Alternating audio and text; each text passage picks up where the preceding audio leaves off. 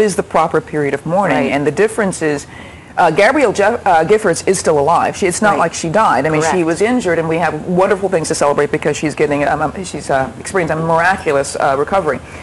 The problem is that people did die, and but the body that they would be most concerned about would be Gifford. So, what is the period of mourning? I mean, the judge is being buried today, and what is the period of mourning? I mean, it's tough. I think Dave and I agree. We're both not experts on how long the mourning process is, and I think for each individual situation, when you lose a loved one, it's very different. But I would say, yes, she's still alive, but you can't shut down the government. You can't shut down Congress. You have to keep it moving, even after the days after September 11th. You know, you don't want to let this guy win by just having everything, come to a... And I would agree with that. You don't want mourning to overcome, your whole being to the point that you're inactive and can't move. We have to move forward, and I think the Congresswoman Giffords would want just that. So at least from my personal opinion, I think we're all ready to get to work next week in addressing those issues. And we also have, then following that, the State of the Union.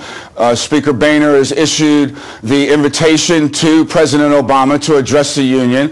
One thing I would like to remark on with regard to what was in the piece that Doug had presented was a great idea of not having Democrats on one side in the House and Republicans on another, but to mix them as a union of states representing this country before the president's State of the Union address. So I think that would be a great idea. It's both a practical, because it works logistically for everybody, but it also sends a strong signal that we're, locked hand in hand in addressing the issues and challenges of the American working family. It's a great idea. I think it's a really good idea. It should have been done a long time ago, and it does take out those uncomfortable moments of this divided, where one side rises and the other side sits, and the other side rises.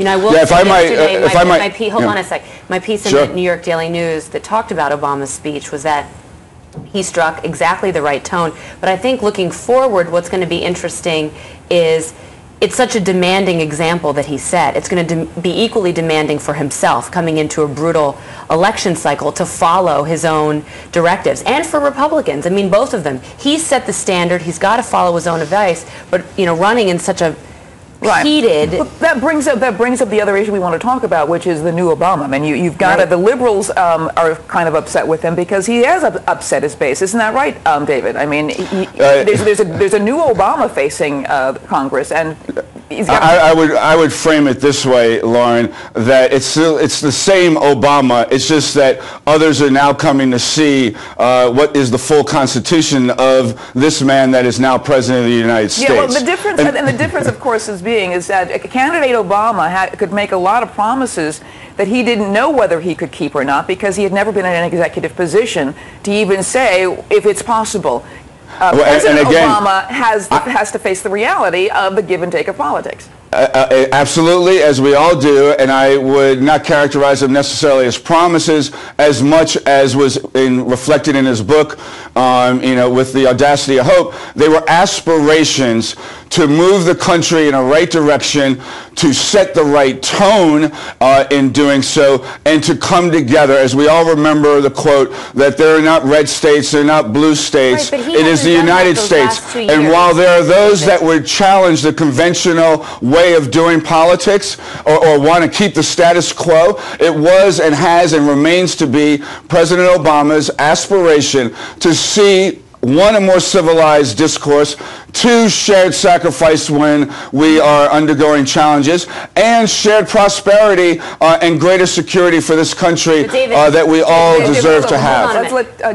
The last 2 years, he has struck a very divisive tone at times. I mean, you've heard the quotes that he made on the 2008 campaign trail. If they bring a knife, we're going to bring a gun. Republicans get to the back of the bus. We have to actually say goodbye to David. We're going to lose the satellite pretty quick. But I want to say goodbye to you, David, before we do that. We're going to continue. Pleasure being with both of you, and have a good day. And nice tie. Thank you very much. Thanks so much.